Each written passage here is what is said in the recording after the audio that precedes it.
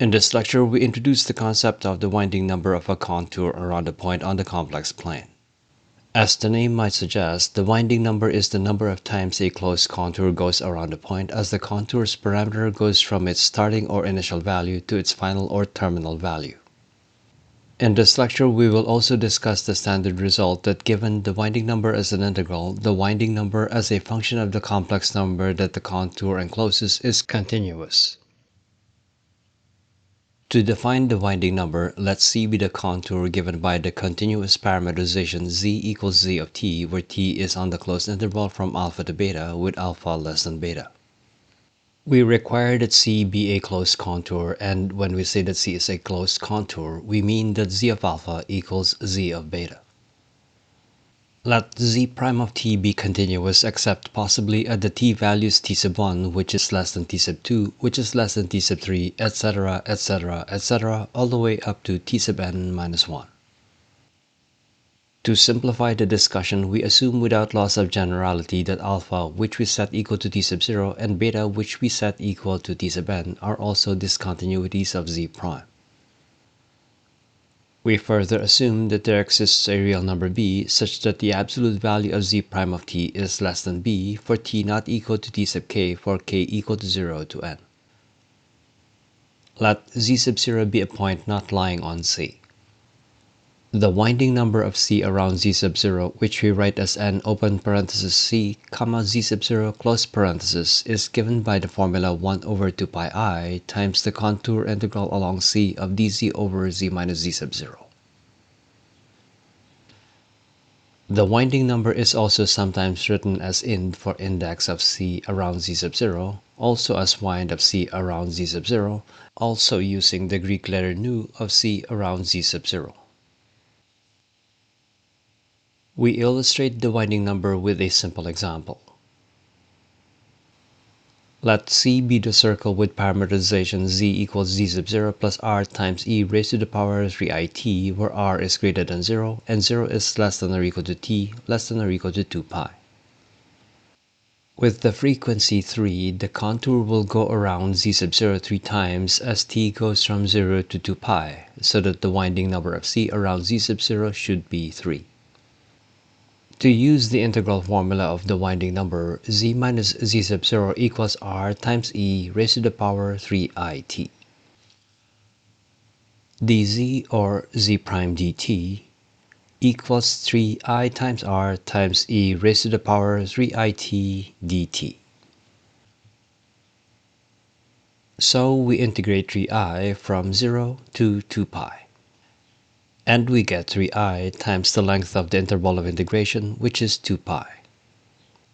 We divide by 2 pi times I, and the winding number according to the integral formula is 3. We now show that the integral along C of dz over z minus z sub 0 converges. We first note that the contour C is the image under the continuous mapping z equals z of t of the compact interval from alpha to beta, so that C is also compact. Therefore, if z sub 0 does not lie on C, there should exist a positive real number d such that the distance between z sub 0 and C equals d. And if z lies on C, then the distance of z to z sub 0 is greater than or equal to d. We showed that the contour integral over each t subinterval from t sub k minus 1 to t sub k converges. Since this integral has the singularities at t sub k minus 1 and t sub k, we split up the integral into the integral from t sub k minus 1 to some value u, and the integral from u to t sub k, and showed that both these integrals converge for k equals 1 to n. U is some value less than t sub k and greater than t sub k minus 1.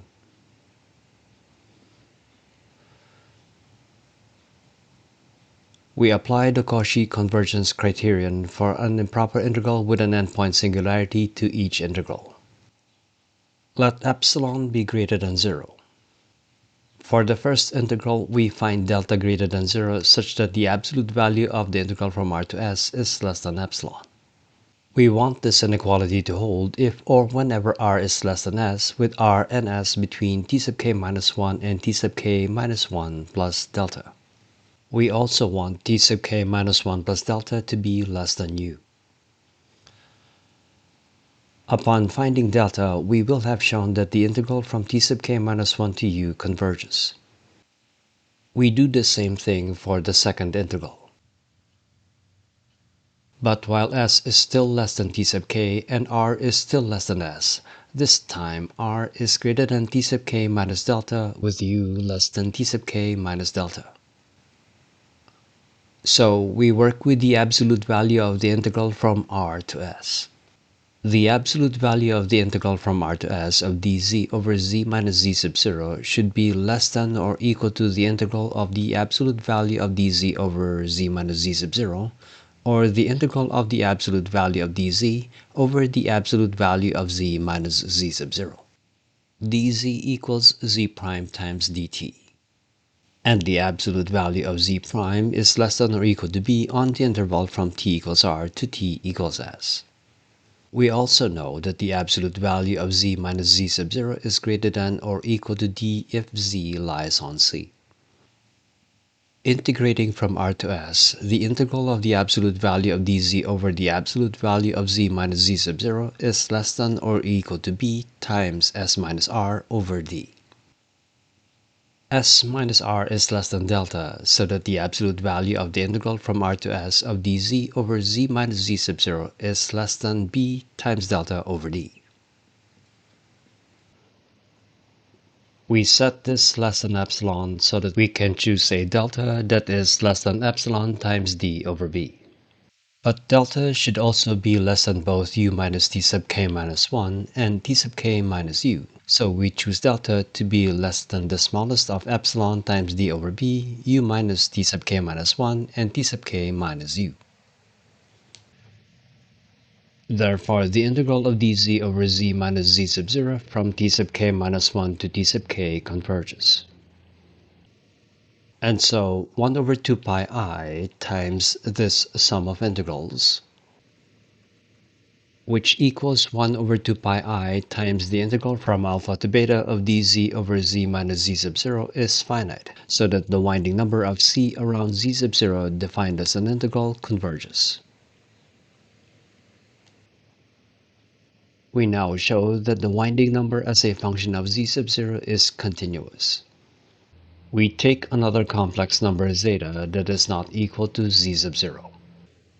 We choose zeta so that d over 2 is greater than zeta's distance to z sub 0, so that zeta is close enough but not too far from z sub 0. This also ensures that zeta is not on C because selon l'inégalité triangulaire, or according to the triangle inequality, the distance of zeta to any z lying on C should be greater than or equal to d over 2. And the integrand for the winding number of C around zeta is continuous, so that the winding number of C around zeta exists. We will show that the winding number of C around zeta tends to the winding number of C around z sub 0 as zeta tends to z sub 0. Let epsilon sub 1 be greater than 0.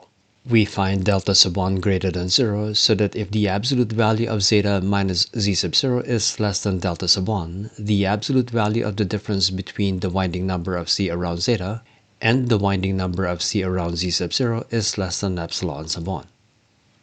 Because we have chosen zeta so that it is within d over 2 of z sub 0, we will choose a delta sub 1 that is less than d over 2.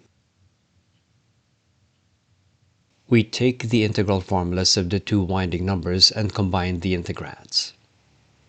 The absolute value of I being 1, the absolute value of the difference between the two winding numbers equals this quantity. We take the absolute value of the integrand so that the absolute value of the difference between the two winding numbers is less than or equal to this quantity. We set the absolute value of zeta minus z sub 0 less than delta sub 1. The absolute value of z minus zeta is greater than or equal to d over 2. The absolute value of dz, or the absolute value of z prime dt, is less than or equal to b dt. The absolute value of z minus z sub 0 is greater than or equal to d. Integrating from alpha to beta, we find that the absolute value of the difference between the winding numbers is less than or equal to 1 over 2 pi times delta sub 1 over d over 2 times b times beta minus alpha over d. We set this less than epsilon sub 1. So we can choose any positive delta sub 1 that is less than pi times epsilon sub 1 times d squared over b times beta minus alpha, and at the same time that is less than d over 2.